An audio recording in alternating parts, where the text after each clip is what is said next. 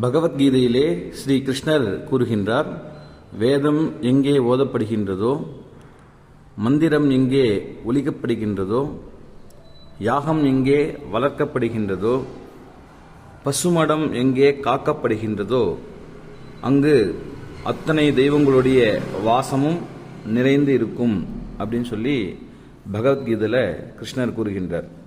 அந்த வகையில் நம்ம ஆலயத்தில் பசுமடம் இருக்கின்றது.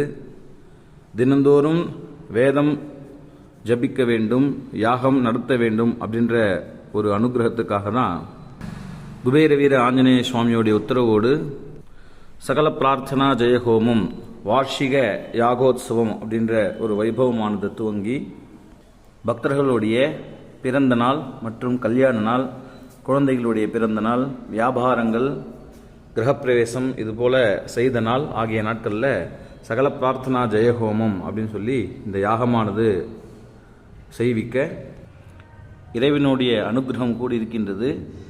ஏற்கனவே நம்மளுடைய ஆலயத்தில் பசுமடம் காக்கப்படுகின்றது. இந்த யாகம் செய்வதாலே வேதமும் ஓதப்படும், யாகமும் வளர்த்தப்படும்.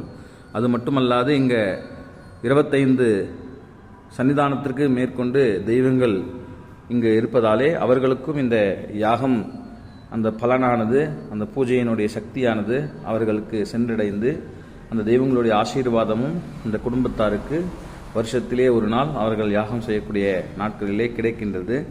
ஆகவே இந்த அற்புதமான ஒரு வைபவத்தில் பங்கெடுத்து கலந்து கொண்டு உங்களுடைய குடும்பத்திற்கும் வருடத்தில் ஒரு நாள் இந்த ஆலயத்தில் யாகம் நடத்த வேண்டும் அப்படின்னு சொன்னால் நீங்கள் ஸ்க்ரீனில் தெரியக்கூடிய இந்த வாட்ஸ்அப் நம்பர் மூலமாக அந்த சகல பிரார்த்தனா ஜெயஹோமம் அப்படின்னு சொல்லக்கூடிய வார்ஷிக யாக சேவாவை பற்றி தெரிந்து கொள்ளலாம். ஜெய் ஸ்ரீராம், ஸ்ரீராம் ஜெயம்.